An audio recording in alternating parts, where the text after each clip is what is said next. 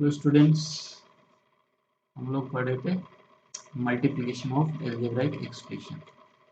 ठीक है, तो कल हमने पढ़ लिया था मोनोमियल्स का मोनोमियल से मल्टीप्लिकेशन। अब हम लोग पढ़ते हैं multiplication of binomial by a monomial. ठीक है, एक बाइनोमियल और एक मोनोमियल को अगर हम मल्टीप्लाई करेंगे तो कैसे करेंगे उसको देखते हैं। ठीक है, जैसे फर्स्ट एग्जाम्पल दिए हैं एक्स एक मोनोमियल है क्योंकि एक टर्म और दूसरा है एक्स प्लस वाई, तो ये बाइनोमियल हो गया, इसमें दो टर्म। ठीक है, चाहे दोनों के बीच में मल्टीप्लिकेशन साइन है वो यहाँ पे लिखा हुआ है। अच्छा, और यहाँ पे हम लोग किसी को भी आगे पीछे लिख सकते हैं, मतलब इसको हम ऐसे लिख सकते हैं या फिर x plus y into x को पीछे लिख सकते हैं, उससे कोई फर्क नहीं पड़ेगा। ठीक है, 2 इंटू 3 करो या 3 इंटू 2, आंसर में कोई फर्क नहीं पड़ेगा वैसा यहाँ पे। ठीक है, अब इसको मल्टीप्लाई कैसे करेंगे, तो यहाँ पे लगा हुआ है ब्रैकेट। ठीक है, बाइनोमियल में ब्रैकेट लगा रहेगा, बाइनोमियल ट्राइनोमियल जो भी उससे ज़्यादा आएगा। तो हमको क्या करना होगा, इस एक्स को इस ब्रैकेट के अंदर ले जाना है। तो वो कैसे जाएगा, वो इसके पास भी जाएगा और इसके पास भी जाएगा। तो ये जो बाहर वाला नंबर है ब्रैकेट के अंदर वाले सबसे मल्टीप्लाई होगा, जितने भी टर्म है। ठीक है, जितने भी ब्रैकेट के अंदर टर्म है सबसे जाके मल्टीप्लाई हो जाएगा। तो ये इस एक्स से मल्टीप्लाई होगा तो एक्स इंटू एक्स बन जाएगा। बीच में जो साइन है प्लस माइनस का वो होगा वही रहेगा, और ये वाला अब दूसरे टर्म से मल्टीप्लाई होगा तो एक्स इंटू वाई बन जाएगा। तो ये एक्स इंटू एक्स तो एक्स स्क्वायर बन गया, और प्लस एक्स इंटू वाई को एक्स वाई दिया। ठीक है, मल्टीप्लिकेशन साइन को हटा। ठीक है, तो जब भी एक मोनोमियल और बाइनोमियल का मल्टीप्लिकेशन करेंगे तो मोनोमियल को बाइनोमियल के हर टर्म से मल्टीप्लाई कर देंगे। ठीक है, चलिए दूसरा देखते हैं। यहाँ पे देखो उल्टा लिखा हुआ, तो उससे कोई फर्क नहीं पड़ेगा, मतलब बाइनोमियल पहले और मोनोमियल बाद में, तो वही तरीका लगेगा, कोई प्रॉब्लम नहीं। ये मोनोमियल बाइनोमियल के हर टर्म से मल्टीप्लाई होगा तो 7x इंटू 3z, बीच में इस बार माइनस साइन है तो माइनस रहेगी, और 6y इंटू 3z, ये हो गया। अब ये तो मोनोमियल का मल्टीप्लिकेशन है, वो कैसे करते थे हमको पता है, हमको कल सीखा था। कोफिशिएंट कोफिशिएंट का मल्टीप्लिकेशन, तो 7 इंटू 3 21, और एक्स और जेड मिल गया, जेड बन गया जेड एक्स लिख दो, कोई भी फर्क नहीं पड़ेगा, जेड एक्स लिखो एक्स जेड दोनों सेम। फिर 6y इंटू 3z ही कोफिशिएंट को मल्टीप्लाई करते हैं तो 18 हो जाएगा, माइनस साइन माइनस, और y और z मल्टीप्लाई होगी वाई जेड या जेड वाई, जो भी इच्छा लिख सकते हो। ठीक है, चलिए अब हम लोग आते हैं मल्टीप्लिकेशनों पे बाइनोमियल बाय ए बाइनोमियल। ठीक है, बाइनोमियल को बाइनोमियल से मल्टीप्लाई करना, तो एक तरीका तो ये वाला है। ठीक है, बट ये वाला थोड़ा ठीक है, इससे भी कर सकते हो, और दूसरा तरीका जो अभी था हम लोग लगा रहे थे, इन दोनों के बीच में यहाँ पे मल्टीप्लिकेशन का साइन। ठीक है, तो पहले इस तरीके को समझते हैं, फिर देखते हैं। तो इस तरीके को हम लोग सिंपल मल्टीप्लिकेशन भी करते हैं तो ऐसे ही करते हैं, बट उससे थोड़ा सा ये अलग है। ठीक है, हाँ, तो मल्टीप्लिकेशन पहले हम लोग को किससे करना है, 5x से कर दिए, 5x और इसको मल्टीप्लाई करेंगे तो इसकी तरह होगा। ठीक है, मतलब 3x प्लस 4y, और बाहर उसके लिखा है 5x, तो मल्टीप्लाई करेंगे तो 5x और 3x मल्टीप्लाई होगा, तो 5 और 3 15, और x और x मिलके एक्स स्क्वायर बन गया। फिर दूसरे 4y और 5x को मल्टीप्लाई करेंगे तो 4 5 20, और x और y मिलके एक्स वाई बन गया। ठीक है, ये हो गया। अब इसका दूसरा जो टर्म था उससे मल्टीप्लाई करते हैं, तो अब 7y जो है दोनों से मल्टीप्लाई होगा, तो 7y से 3x को मल्टीप्लाई करेंगे तो 21xy बन जाएगा, और ये साइन चलते रहेंगे, प्लस प्लस वाले तो प्लस कहेंगे माइनस, तो वो तो बताइए। ठीक है, फिर 4y और 7y को मल्टीप्लाई करेंगे तो 28 और वाई स्क्वायर बन जाएगा। अब देखो, मतलब इनको ऐड करना होता है तो सेम वाले, मतलब लाइक टर्म को लाइक टर्म के नीचे लिखेंगे तो एक्स वाई वाले को एक्स वाई। अब ये आया 28y स्क्वायर, तो वाई स्क्वायर का टर्म ऊपर नहीं है, तो या तो इसको इसके बाहर लिख दो, मतलब 15x² के पहले या फिर इसके बाद, इसलिए यहाँ लिख दो। अब ऐड कर दिया, एडिशन तो पढ़ा ही हमने, अलजेब्रिक एक्सप्रेशन का एडिशन उसी तरह करना है। तो 15x² के नीचे कोई वैसा टर्म नहीं है या उसके जैसा कोई लाइक टर्म नहीं है, तो उसको ऐसे लिख दो। ये दोनों लाइक टर्म है, दोनों का साइन सेम है तो ऐड हो जाएंगे, और जो उनका साइन है वही आ जाएगा। तो 21 प्लस 20 कितना आ जाएगा, 41 एक्स वाई की जगह, वैसे 28y² के साथ और कोई लाइक टर्म नहीं तो उसको ले सकते। ठीक है, तो एक तो ये तरीका है। ठीक है, इसमें थोड़ा सा अगर कंफ्यूजन है तो दूसरा तरीका लगाते हैं, वो इसके मुकाबले मेरे को लगता है आसान। चलिए, इन दोनों के बीच में ये मल्टीप्लिकेशन साइन है, यहाँ पे मल्टीप्लिकेशन का साइन। चलिए, तो इसमें हम क्या करेंगे, थोड़ा देर के लिए अगर मानो कि ये एक ही टर्म है, मतलब ये मोनोमियल है।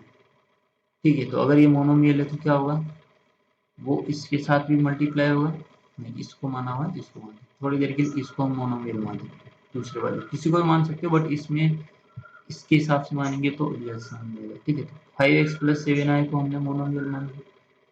अब अगर ये मोनोमियल है तो क्या होगा, ये जो यहाँ जो भी लिखा हो, मतलब इसको हमने एक ब्रैकेट बना दिया, वो इसके दोनों टर्म से मल्टीप्लाई होगा। तो इस वाले पूरे ब्रैकेट को लेके मैं 3x के पास गया तो वो उससे मल्टीप्लाई हो गया, तो 3x और ब्रैकेट को ब्रैकेट लिख दिया, फिर प्लस और 4y को फिर दूसरे फिर वापस मल्टीप्लाई करेंगे मोनोमियल से, तो अब जो ब्रैकेट था उसको हमने वापस उसके असली फॉर्म में रख दिया, तो वो फिर वापस एक बाइनोमियल और मोनोमियल का मल्टीप्लिकेशन लेंगे, इसको हम इसकी तरह सॉल्व कर लेंगे, इसकी तरह या फिर इसकी तरह। अब ये 3x अंदर मल्टीप्लाई हो जाएगा, 3x 5x से मल्टीप्लाई होगा, 3x 7y से मल्टीप्लाई होगा, ये हो गया। जैसा इधर करेंगे, 4y 5x से मल्टीप्लाई होगा, 4y 7y से मल्टीप्लाई होगा, मल्टीप्लाई कर देंगे तो 15 हो जाएगा x², हो जाएगा 21xy, ये हो जाएगा 20xy, और ये 28x², सो 28y²। अब जो जो लाइक टर्म है उनको ऐड कर दिया, तो ये दोनों लाइक टर्म उनको ऐड कर दिया, तो यहाँ ठीक है। तो इससे करो, इससे दोनों से, जो इससे तुमको समझ में जो इससे आसान लगे वो वाला तरीका अपना। ठीक है, इसमें क्या करना है, बट अगर दोनों बाइनोमियल है तो किसी एक को एक थोड़ी देर के मोनोमियल मार दो और उसको अंदर भेज दो, तो वो दोनों से अलग अलग मल्टीप्लाई होगा। ठीक है, चलिए, अब इसी के लिए बेस क्वेश्चन थोड़ा अलग तरीका है। हाँ, तो find the area of A rectangular field whose length is 2x plus 7 meter and breadth is x plus 2 metre. ठीक है, तो कुछ भी नहीं है, सिंपल है, हमने जो रेक्टेंगल का एरिया पढ़ा है, लेंथ टू ब्रीथ वही है, बट उसकी लेंथ इस बार हमको एल्जेब्रिक एक्सप्रेशन के फॉर्म में दी है, हमको सिंपली लेंथ नहीं दिया कि 2 मीटर 4 मीटर, तो कुछ नहीं, ये हमको मल्टीप्लिकेशन यूज करना है इसलिए ऐसे दिया। तो दोनों को मल्टीप्लाई कर देंगे, लेंथ और ब्रीथ को। अब ये क्या होगा, ये तो दो बाइनोमियल का मल्टीप्लिकेशन हो गया, तो उसको कर देंगे। तो देखो क्या करेंगे, इसको मोनोमियल मान लिया, इधर मल्टीप्लाई किया तो 2x से मल्टीप्लाई होगा, 7 से मल्टीप्लाई होगा, 2x इंटू एक्स प्लस 2, फिर 7 इंटू एक्स प्लस 2, फिर इनको मल्टीप्लाई कर देंगे, एक मोनोमियल और बाइनोमियल का लगा के, तो ये 2x और x मल्टीप्लाई होगा तो x² बन जाएगा, और 2x और 2 मल्टीप्लाई होगा तो कितना बन जाएगा, 4x। ठीक है, यहाँ पे शॉर्टकट मारा हुआ है तो 4x आएगा। चलो, ये हो गया 2x² प्लस 4x, फिर ये 7 मल्टीप्लाई होगा अंदर तो 7x प्लस 14 बनेगा, तो यहाँ का 7x और ये 4x, 7 प्लस 4 कितना हो गया, 11, तो 11x आ गया और 14 भी है, तो ये हो गया। तो यहाँ पे हमको लेंथ इसके फॉर्म में दिया था, किसके फॉर्म में, एल्जेब्राइक एक्सप्रेशन के फॉर्म में, बाकी कुछ नहीं आने। ठीक है, अब अगर हम एल्जेब्रिक एक्सप्रेशन को इक्वल टू 0 पुट कर देते हैं, ठीक है, तो वो एक इक्वेशन बन जाता है। ठीक है, तो हम लोग केवल यहाँ पे ऐसे एल्जेब्रिक एक्सप्रेशन को इक्वल टू 0 पुट करें जिसमें केवल एक वेरिएबल है। ठीक है, जैसे ये एक 1 वेरिएबल का एल्जेब्रिक एक्सप्रेशन, ठीक है, ये 2 वेरिएबल का एल्जेब्रिक, तो हम लोग क्या करेंगे, यहाँ पे केवल 1 वेरिएबल का जो एल्जेब्रिक एक्सप्रेशन होगा उसको 0 के इक्वल पुट कर देंगे, तो वो एक इक्वेशन बन जाएगा। ठीक है, उसको कैसे देखेंगे, कैसे देखेगा, x ये एक्चुअली से 4 इधर डाल दिया वापस, ठीक है। एक तरह से ऐसे लिखा था, ये 4 प्लस 11 लिखा था मान लो। वो एक एलजेब्राइक एक्सप्रेशन था, तो उसमें इसको इक्वल टू हमने 0 कर दिया और फिर 4 को इधर ले आए, ऐसा कुछ हो रहा। या फिर 3 लिखा था यहाँ पे, दोनों साइड 3।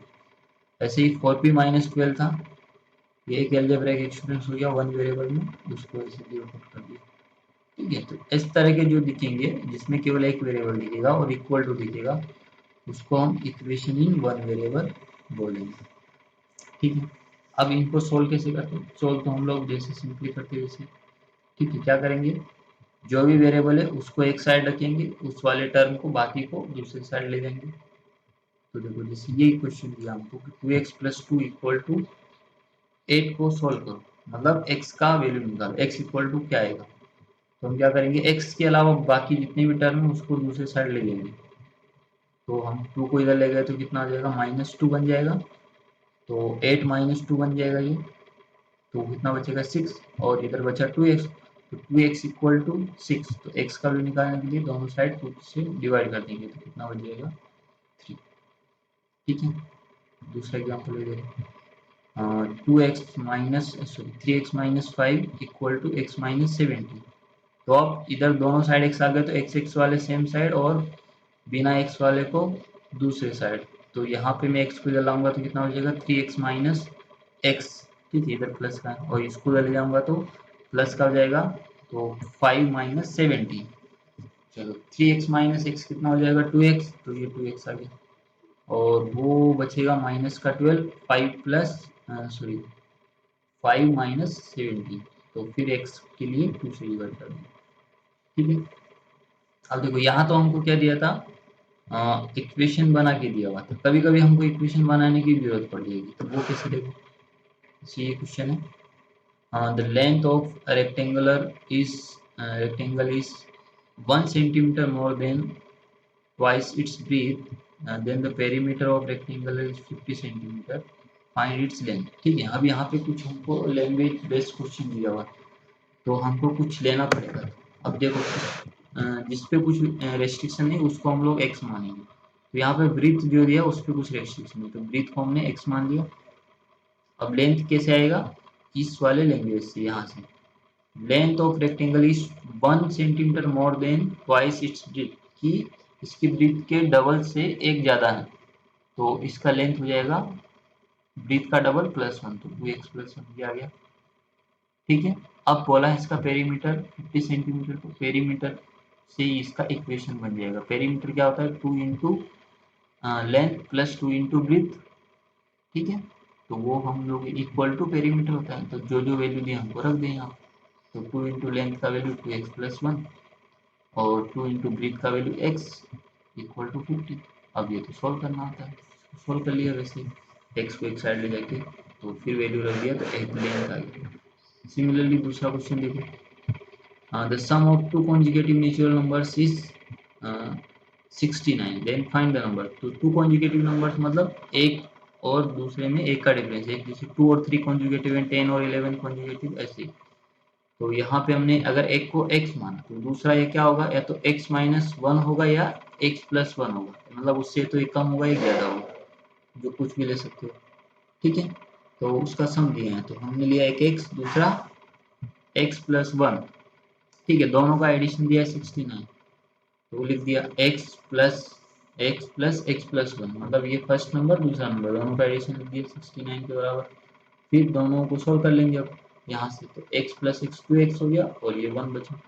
फिर x का वैल्यू निकालने के लिए 1 को इधर ले जाएंगे, तो 69 माइनस का 1 हो जाएगा, ठीक है। कितना बचेगा 68, x का वैल्यू निकालने के लिए उसे डिवाइड करेंगे तो 34 बचेगा। तो x का वैल्यू है, मतलब मेरा जो फर्स्ट नंबर आया वो 34 है, और दूसरा नंबर उसमें 1 ऐड करेंगे तो आ जाएगा, और तो कितने आए 34, 35, देख लो दोनों का एडिशन 69 होगा। तो ऐसे कभी कभी हमको क्वेश्चन में इक्वेशन बनाना भी पड़ सकता है, और कभी हमको दिया भी होगा। तो बनाना है तो जिस पे कोई रेस्ट्रिक्शन नहीं उसको मानेंगे, जैसे यहाँ पे ब्रीथ पे कोई रेस्ट्रिक्शन नहीं, मतलब ब्रीथ किसी का डबल या उस किसी से कम ज़्यादा नहीं है, इसलिए उसको हमने x माना, ठीक है।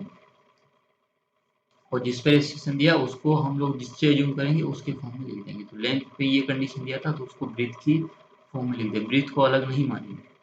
ठीक है।